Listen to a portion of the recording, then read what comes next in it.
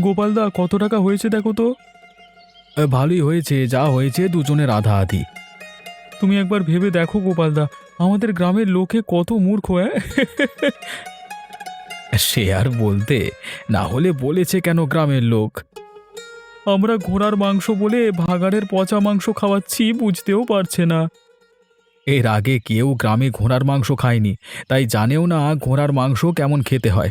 আমরা যেমন খাওয়াচ্ছি বোকা লোকগুলো তেমনভাবে খেয়ে যাচ্ছে। বুঝতে দিলেও চলবে না গোপালদা, এই ঘোড়ার মাংসের নাম করে পচা ভাগাড়ের মাংস এখন আমাদের নোট ছাপবার মেশিন। এই নে দেখি রতন, রাখ তোর ভাগের টাকাটা। আরে হ্যাঁ হ্যাঁ, দাও দাও, কালকে সকাল থেকে উঠে যাবে, দৌড়াতে হবে। আর দেখতে হবে ভাগাড় থেকে কোন মাংসটা তুলে না খাওয়ানো যায়। আমাদের কাজটা আহমেদপুর গ্রামে একটি অদ্ভুত গুজব ছড়িয়ে গিয়েছিল এক রহস্যময় বৃদ্ধ সাধু বাবার। তার জীবন নানান রকম বর্ষে ঢাকা, অতীত অজানার আধারে গঞ্চিত। তার পদার্পণের পর থেকে গ্রামে ঘনিয়ে আসতে শুরু করলো একের পর এক অলৌকিক ঘটনা। প্রথমে গ্রামের বাসীরা এসব বিশ্বাস করতে পারতো না। তখন অদ্ভুত কারো কাণ্ড কারখানা তারা বুঝতে পারলো।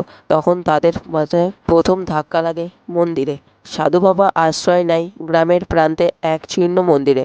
তার আগমন কেউ স্বচক্ষে দেখেনি, তবে পরদিন সকালে মন্দিরের পথে পা বাড়াতেই চক্ষু চড়কে গ্রামবাসীদের সবাই তাকে দেখতে পেল। গ্রামবাসীদের পাশের বাগানে সব অজস্র ফুল বাগানের সব গাছগুলো ভাঙা। সবাই ভাবতে লাগলো ঝড়ও তো হয়নি, সব গাছগুলো কি করে পড়ে আছে। সেই বীক্ষণ পুরো গ্রামে ছড়িয়ে গেল।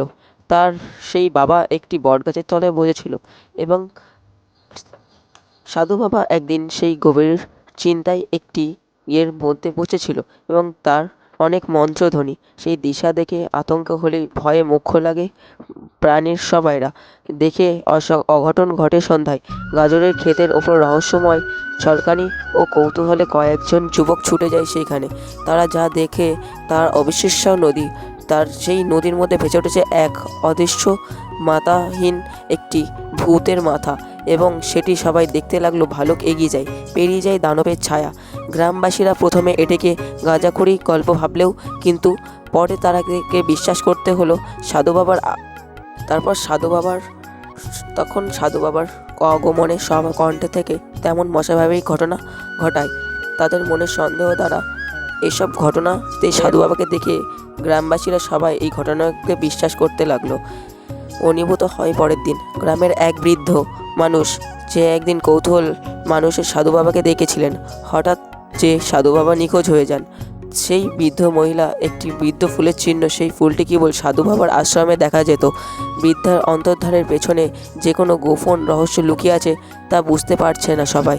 পুলিশ তদন্ত শুরু করলেও কোনো সূত্র খুঁজে পায়নি। ভিক্ষার পরিবার খুঁজে পাওয়া যাচ্ছে না। ততদিন গ্রামের প্রধান আলোচ্য সেই সাধু বাবাই। কৃষক ঘটনার বিপক্ষে সাধু বাবাই সেই জড়িত। চতুর্থ ঘটনাতে হলো সকলের সামনে। একদিন গ্রামবাসীদের সামনে সাধু বাবা নিজের মুখ খোলেন। তিনি বলেন, এই গ্রামের মাটির গভীরে লুকিয়ে আছে এক প্রাচীন অশুভ সংখ্যা, যা অনেক কষ্টে মন্দিরেতে আছে।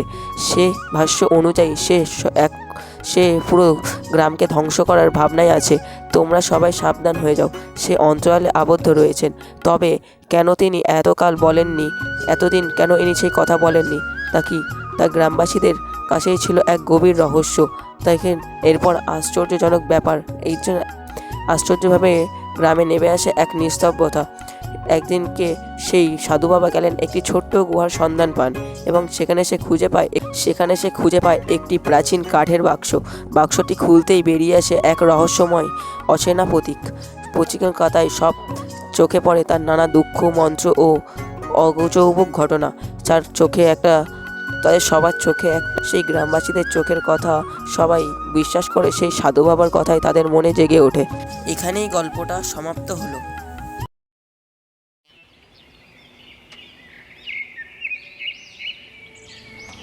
এই এই এই এখানে পড়ে পড়ে মরার মতো ঘুমোচ্ছ কেন? হ্যাঁ, কাজকর্মে যাওয়া লাগবে না নাকি?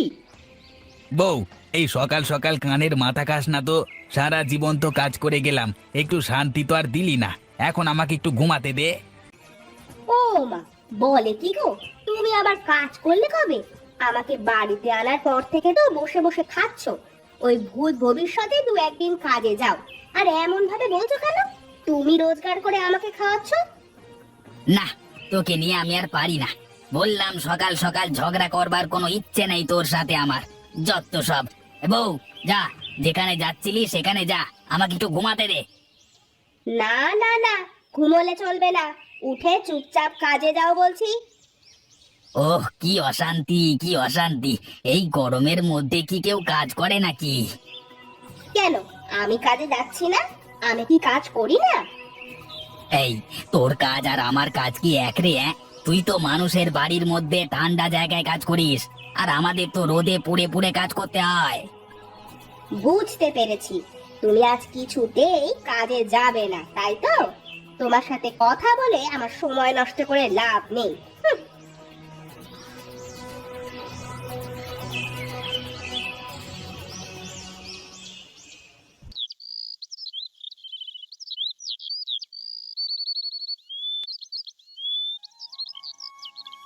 গিন্নি, তুমি তোমার কাজকর্ম করে নিও। হ্যাঁ, দুপুরে ফিরবো, দোকানে গেলাম আমি, ঠিক আছে?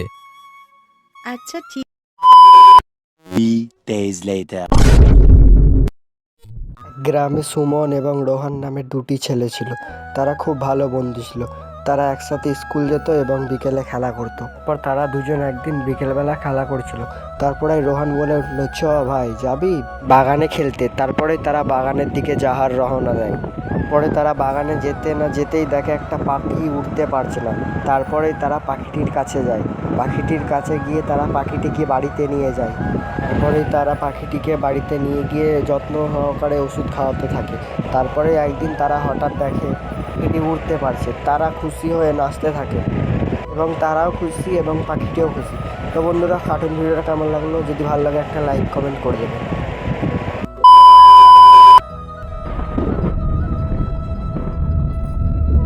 কত করে বললাম এই অবেলায় আর বেরিও না, কি শোনে কার কথা।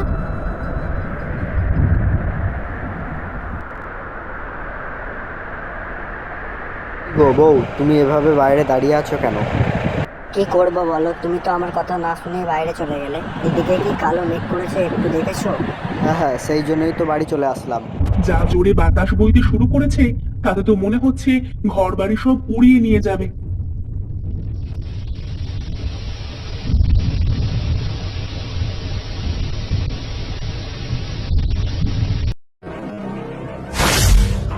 তারপর তারা ঘরে চলে যায়। পার্ট 2 দেখার জন্য চ্যানেলটিকে সাবস্ক্রাইব করো। শ্রীরামপুর নামের গ্রামে একটি রাজু নামের ছেলে বাস করত। সেই ছেলেটা একটু দুষ্টুমি করত, কিন্তু সে একটু অহংকারী ছিল। সে সবসময় চাইতো তার কাছে যদি একটা জাদুর গাছ থাকতো। সে একদিন যায় তার দাদুর কাছে জাদুর গাছের গল্প শুনতে। আর দাদু ওকে অনেকক্ষণ ধরে গল্প শোনাতে থাকে। তারপরে সে একদিন একটা বটগাছের তলায় জাদুর গাছের কথা ভাবছিল, তার কাছে যদি সেটা থাকে। কিছুক্ষণ ভাবনা চিন্তার পর সে দূর দিয়ে একটা সাধু বাবাকে আসতে দেখে। সেই সাধু বাবারা তার কাছে এসে তাকে একটা বীজ মতো জিনিস দেয়। রাজু সেই বীজ নিয়ে বাড়ির দিকে রওনা দেয়। তারপরে সে বাড়ি এসে বীজটা মাটিতে লাগানোর পরেই একটা জাদুর গাছে পরিণত হয়। তার সাথে সাথেই সে একটা চকলেট চাই, আর সঙ্গে সঙ্গে চকলেট দিয়ে দেয়। তারপরে সে সেই খুশিতে ডান্স করতে থাকে। অনেকদিন পর বুড়ির বাচ্চা মেয়ে এসে তার গাছ থেকে চকলেট চায়, কিন্তু সে তাকে না দিয়ে তাড়িয়ে দেয়। কিছুদিন পর সে দেখে তার গাছটা আর ওই জায়গাটায় নেই। সে তার দাদুর কাছে যায়, আর দাদুর কাছে গিয়ে সব ঘটনা বলে। তার দাদু ওকে বলে, তুমি ওই মেয়েটাকে খুঁজে একটা চকলেট দাও। সে তারপর মেয়েটাকে খুঁজে একটা চকলেট গিফট করে।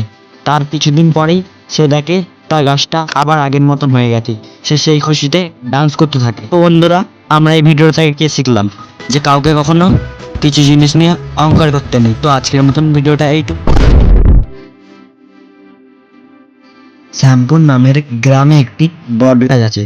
সবাই বলে বট গাছটা নাকি রাতে ফিসফিস করে কথা বলে। রবি ও মিঠুকে তার দাদু এই কথাটি বলেছিল। তারপর রবি মিঠুকে বলল, জানিস মিঠু, এই গাছটি নাকি রাতে কথা বলে। আরে ধুর, গাছ আবার কখনো কথা বলতে পারে নাকি? এক রাতে রবি ও মিঠু লুকিয়ে গাছের কাছে আসে। আচমকায় পাতার মাঝে শাঁসা শব্দ হয়। শুনতে পাচ্ছ?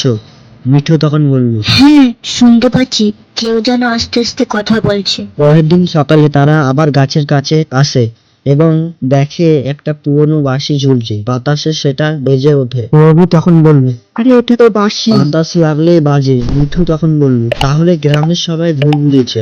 রবি ও মিঠু তার দাদুকে সব ঘটনা জানায়। গ্রামের সবাই মিলে হাসতে থাকে। দাদু হাসতে হাসতে বলল, তাহলে বটগাছটা নয়, বাঁশিতে আওয়াজ করতো। রবি ও মিঠু আবার খেলতে যায়। এবার আর কোনো ভয় নেই।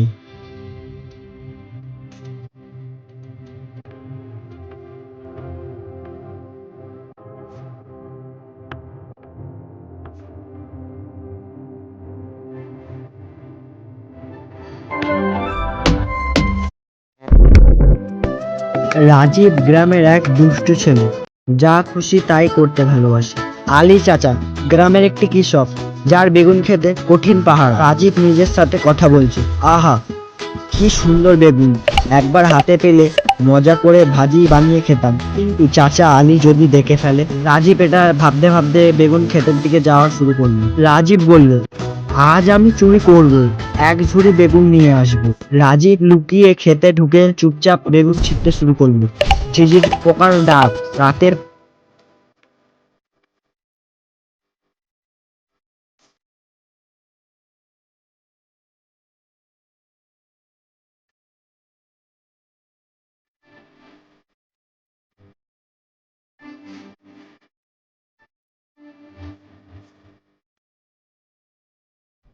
করতে পারবে না। সে বেগুন তুলতে শুরু করলো, কিন্তু হঠাৎ চাচা এসে বলল, বুদ্ধি কম না তোর, আমি জানতাম তুই আসবি। রাজীব বলল, আর হবে না চাচা। চাচা আলী বলল, বুদ্ধি কম না তোর, কিন্তু আমি জানতাম তুই আসবি, তাই লুকিয়ে রয়েছিলাম। আমি জানতাম তুই আবার ধরা পড়বি। রাজীব খুব কষ্ট করে পালিয়ে যায়, কিন্তু মাথা নিচু করে।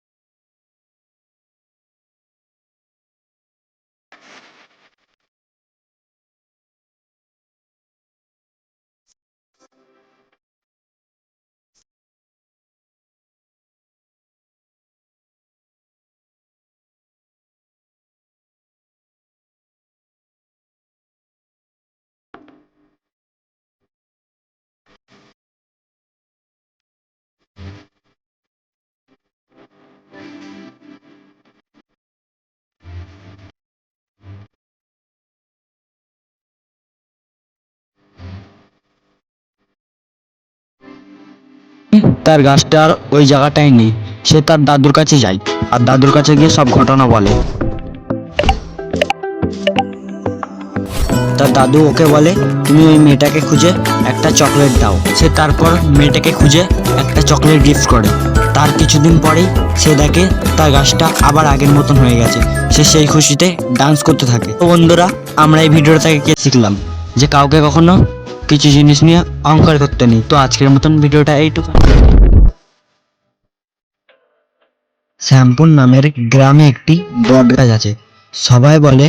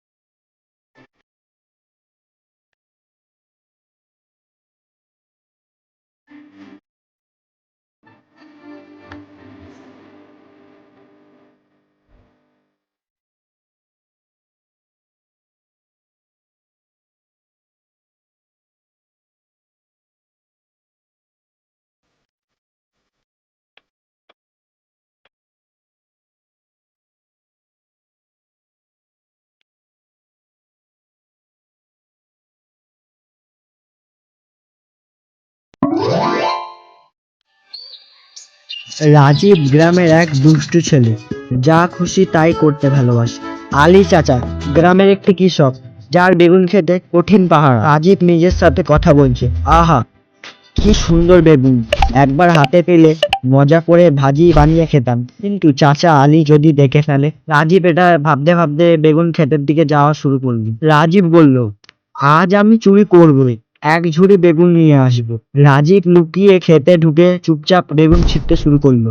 ঝিঝির পোকার ডাক, রাতের পরিবেশ। রাজীব ধীরে ধীরে বেগুন খেতে ঢুকে পড়লো। রাজীব ভাবলো 2-3টে বেগুন ছেড়ে প্ল্যান করবে। তখনই হঠাৎ আলী চাচার কণ্ঠের আওয়াজ শোনা যায়। চাচা! আলী চিৎকার করে বলল, কে ওখানে?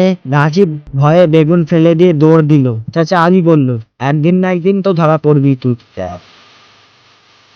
রাজীব বলল, এবার আমাকে আর কেউ ধরতে পারবে না। সে বেগুন তুলতে শুরু করলো, কিন্তু হঠাৎ চাচা এসে বলল, বুদ্ধি কম না তোর, আমি জানতাম তুই আসবি। রাজীব বলল, আর হবে না চাচা। চাচা আলী বলল, বুদ্ধি কম না তোর, কিন্তু আমি জানতাম তুই আসবি, তাই লুকিয়ে রয়েছিলাম। আমি জানতাম তুই আবার ধরা পড়বি। রাজীব খুব কষ্ট করে পালিয়ে যায়, কিন্তু মাথা নিচু করে। একটি গ্রামে রূপালী নামের মেয়ে ছিল। রূপালীর মা বাবা কেউ ছিল না। সে তার ভাই ভাবির সাথেই থাকতো। তাকে দেখতে ভালো ছিল না বলে তাকে তার ভাবি সবসময় অপমান করত। আর তার ভাবিকে দেখতে ভালো ছিল বলে তার ভাবি সবসময় তার চেহারা নিয়ে অপমান করতো তাকে। রূপালীকে বোঝার মতন কেউ ছিল না। রূপালী সবসময় চাইতো তাকেও একটু ভালো দেখতে লাগুক। রূপালী ঘরে বসেছিল, তখনই তার ভাবি এসে বলে যে, বাকি কাজগুলো কে করবে? সারাদিন তো ঘরের মধ্যে বসেই থাকিস, তুই কি ভাবছিস তোকে ঘরের মধ্যে বসে থাকলে তোকে ভালো লাগবে? তোকে একদম ভালো লাগবে না। তখন রূপালী বলে, কোনো চিন্তা করতে হয় না ভাবি, আমি এক্ষুনি যাচ্ছি, সব কাজ করে দিচ্ছি। তারপর তার ভাবি বলে যে, আমাকে চিন্তা করতে হবে না, তুই আগে সব কাজ কর, কোনো কাজ তো ঠিক করে করতে পারিস না, তাড়াতাড়ি চ। তখন রূপালী সব কাজ করতে চলে যায়, কোনো না কথা বলেই। পরের দিন সকালে রূপালী ভাবে যে কি করা যায়, তাহলে ওকে ভালো দেখতে হবে। তারপরে সে ভাবে একটা সাধু বাবার কাছে যাবে। পরের দিন সকালেই সে একটা সাধু বাবার কাছে চলে যায়। সাধু বাবাটার কাছে যেতে না যেতেই তাকে একটা সাধু বাবা মন্ত্র বলে দেয়। সে মন্ত্রটা বলে সে পরের দিন ঘুমিয়ে পড়ে। সেই পরের দিন তাকে দেখতে অনেক সুন্দর হয়ে যায়। এটা দেখে তার ভাবি অনেক হিংসা করতে থাকে, জিজ্ঞাসা করতে থাকে যে এত সুন্দর চেহারা তুই কী করে করলি। তারপরে সে সব কিছু বলে দেয়। তার পরের দিন সকালে তার ভাবিও যায় সাধু বাবার কাছে, তার ভাবিকেও মন্ত্রটা বলে দেয়। কিন্তু পরের দিন সকালে তার ভাবি দেখে সে আগের থেকে মোটা হয়ে গেছে এবং দেখতেও খারাপ হয়ে গেছে। তারপরেই গল্পটা এখানেই শেষ হয়ে যায়।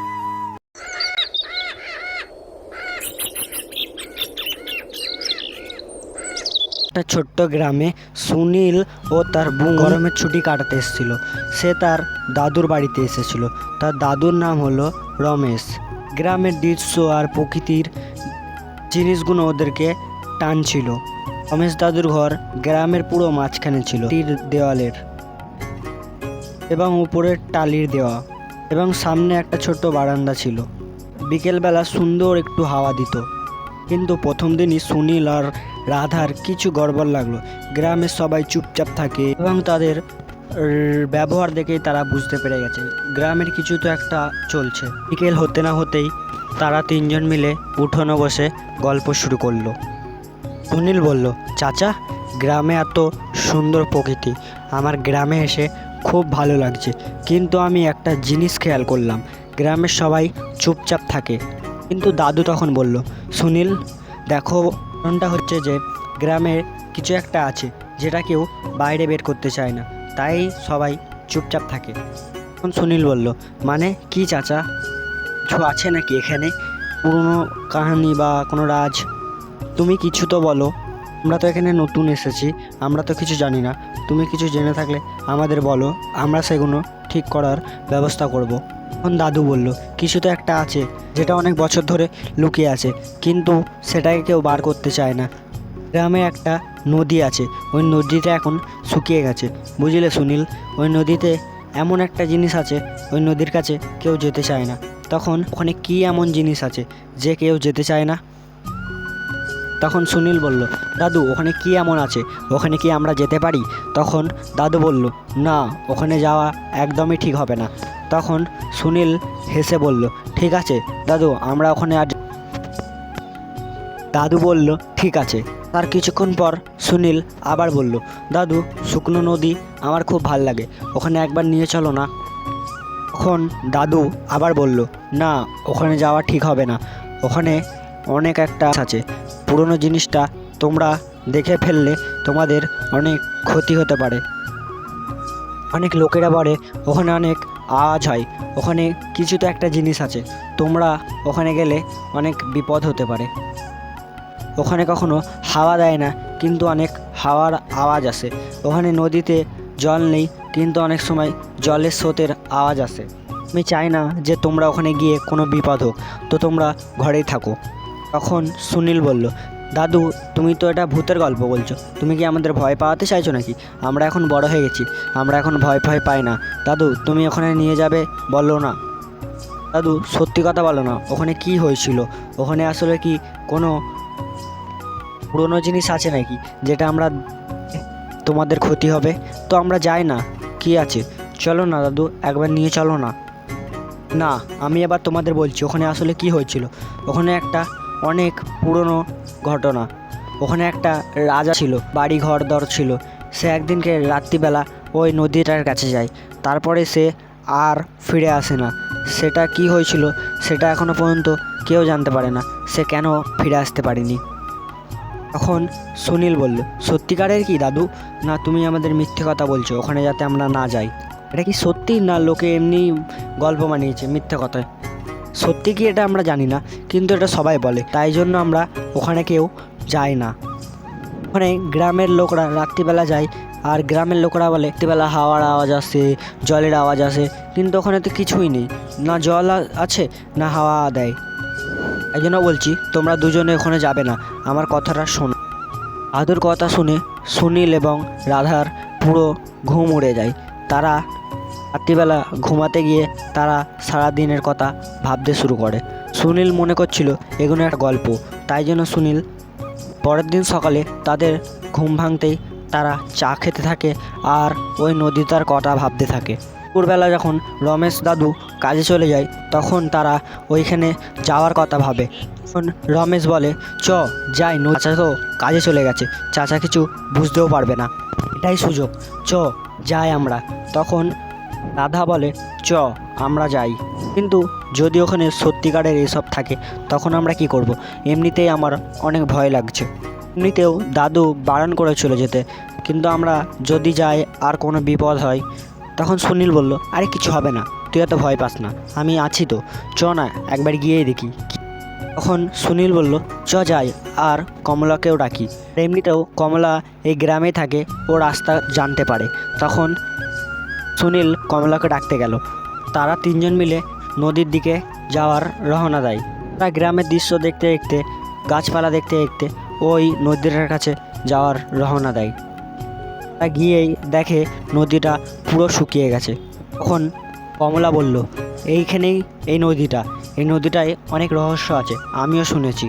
দেখতে পাচ্ছ ওই জায়গাটায়, ওখানটায় কেউ যেতেই চায় না, সবাইকার মনে ভয় আছে। এটা তো শুকিয়ে গেছে, এখানে পানি তো একটুও নেই। দাদু তো বলেছিল এটা একটা নদী, কিন্তু এটা তো নদীই না, এখানে শুধু মাটিই আছে।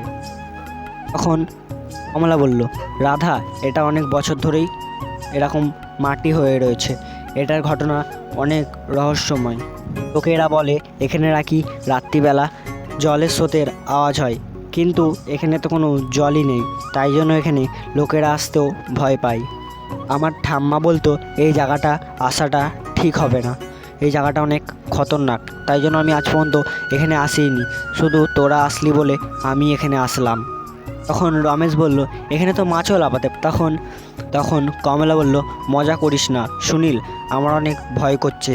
আমার দাদু বলেছিল ওই রাজাটা মরে যাওয়ার পরই এরকম, তাই আমার এখন অনেক ভয় করছে। কিন্তু এখানে আগে জল ছিল, মাছ লাফাতো, ব্যাঙ লাফাতো, কিন্তু এখন সব শেষ হয়ে গেছে ওই রাজাটা মরে যাওয়ার পর। তখন রাধা বলল, রাজাটা কিভাবে মরেছিল? দাদু তো শুধু বলল সে আর ফিরে আসেনি, কিছু আর কি জানিস তুই তো আমাদের বল। কেউ কিচ্ছু জানে না, শুধু সবাই এটা জানে সে রাত্রিবেলা এসেছিল আর ফিরে যায়নি, সেটাই সবাই বলে, আর আমিও ওটাই শুনেছি। কিছু লোক বলে সে নাকি ডুবে গেছে, না কেউ মেরে দিয়েছে, আবার কিছু লোক বলে সে নাকি নিজেই ইচ্ছা করে মরেছে। কিন্তু সত্যি কথা কেউ আসলে জানে না, সবাই এগুলোই বলে। কি ও নিজেই মরে গেছিল, হয়তো নেশা করেছিল। ভূতের কথা তো লোক সবাই নাটক করে বানায় যাতে কেউ না যায়। আমি তো এসব বিশ্বাসই করি না, সবাই এগুলো হয়তো মিথ্যে কথা বলে। তখন রাধা বলল, কিন্তু যদি সত্যিকারের এটা হয় তুই কি করে জানলি যে এটা মিথ্যে কথা? আবার কমলা বলল, দেখ সুনীল, এই জায়গাটা কত শান্তি, আর কোনো আওয়াজ নেই। এই জায়গাটায় আসলেই কিছু নেই তো? আবার পাও কেমন দিচ্ছে হালকা হালকা করে। তখন রাধা বলল, হ্যাঁ দেখ, আবার এখানে গাছের ছায়াগুলো আলাদা আলাদা, যেন কেউ আমাদের দেখছে। চ আমরা আবার সবাই বাড়ির দিকে ফিরে যাই। তখন সুনীল বলল, আরে এক্ষুনি তো আসলাম, এখন গেলেই হবে, চ আমরা সামনের দিকে যাই, আরও কিছু দেখি। এখানে তো শুধু এই নদীটা, শুকনো নদীটাই দেখলাম। তারা তিনজন আবার সামনের দিকে যেতে থাকে। তারা তিনজন সামনের দিকে গিয়ে দেখে একটা শুকনো গাছ, আর ওখানে একটা কি একটা পড়ে রয়েছে, একটা ভাঙা নৌকা আরশো পড়েছিল। তখন হালকা করে হাওয়া দিল আর সবাই ভয় পেয়ে গেল। রাধা এবং কমলা পিছনে সরে গেল, আর সুনীল সামনের দিকে একটু এগিয়ে গেল। তখন কমলা বলল, সুনীল, এই আওয়াজটা কিসের ছিল? আমার এবার বহুত ভয় করছে। তখন সুনীল বলল, ওটা আর কিছুই না, হাওয়া হতে পারে, ভয় পাস না। এখানে কিছুই তো নেই, এত ভয় পাওয়ার কি আছে? গাছ আর নদী আছে, আর কিছুই তো নেই, এত ভয় পাস না, আমি আছি তো। তোরা দুজনে এত ভয় পাচ্ছিস কেন? আমি আছি তো। আমার এখানে কিছু ঠিক লাগছে না, চ না আমরা আবার ফিরে যাই। আমার এমন মনে হচ্ছে যে এখানে কেউ আছে আর আমাদের ফলো করছে। তখন সুনীল বলল, ঠিক আছে চ আর একটু আগে গিয়ে দেখি। তখন সুনীল বলল, পেছন দিকে দেখ, ওখানে একটা পাথরের মতন কি পড়ে আছে, ওখানে কিছু পুরনো জিনিস পড়ে থাকতে পারে। বলল, চ সুনীল আমরা আবার ফিরে যাই, আমার এখানে বহুত ভয় লাগছে, এই জায়গাটা ভালো না, চ না আমরা ফিরে যাই। তখনই একটা জোরে কিছু পড়ার আওয়াজ পাই, আর হাওয়াও জোরে হয়ে গেল। তখন সুনীল বলল, দেখ এখানে তো কিছুই নেই, তাও এত জোরে আওয়াজ হলো কেন? তখন তারা তিনজন মিলে গ্রামের দিকে দৌড়াতে থাকলো। তখন তারা গ্রামের দিকে যেতে যেতে তাদের বহুত জোরে দৌড়াচ্ছিল। তারা গ্রামের আসতে না আসতেই রমেশ দাদুর ঘরের কাছে এসে গেল। তারা এসে দেখে দাদু উঠোনে বসে আছে এবং দাদুর একটা বন্ধুও ছিল। তারা দুজন এমনি গল্প করছিল। তারা বাচ্চাদের দেখে অনেক ভয় পেয়ে গেল, তাদের মুখটা কেমন ভয় হলো। তাই দাদু জিজ্ঞেস করলো, কি হয়েছে তোদের? কোথায় গেছিলি তোরা এত ভয় পেয়ে রয়েছিস কেন? তখন সুনীল বলল, দাদু আমরা নদী দেখতে গেছিলাম, ওখানে আমাদের সাথে অনেক ভয়ঙ্কর ভয়ঙ্কর জিনিস ঘটেছে। দাদু ওখানে আসলে কি আছে আমরা সেটা দেখতে গেছিলাম, ওখানে একটা বহু জোরে জিনিস পড়ার আওয়াজ হলো, তোমার কথা আমরা শুনিনি, আমাদেরকে ক্ষমা করে দাও। দেখ আমি তো তোদের বারণ করেছিলাম, তার সত্ত্বেও তোরা কেন হচ্ছিস? তোদের তো কোনো ক্ষতিও হতে পারতো। দাদু সত্যিকারে বলছি, ওখানে আমরা গিয়ে দেখলাম জোরে একটা পড়ার আওয়াজ হলো, আর ওখানে কেমন একটা ধরনের হাওয়াও দিচ্ছিল। তুমি তো বললে ওখানে নাকি হাওয়া দেয় না। দাদু তখন বলল, আরে আমি তো জানতাম ওখানে কিছু একটা আছে, তো তোরা গেছিস কেন? তোদের তো আমরা বারণ করেছিলাম। তখন সুনীল বলল, দাদু আমাদের ক্ষমা করে দাও, আমরা যাব না, যা তোরা এখন ঘরের ভেতর যা, তোদেরকে আমি ক্ষমা করে দিলাম। আর পরের দিন সকালেই তারা একটা গ্রামের সাধু বাবার কাছে যায়। সাধু বাবাটার কাছে গিয়ে তারা ওই জায়গাটার কথা জিজ্ঞেস করে।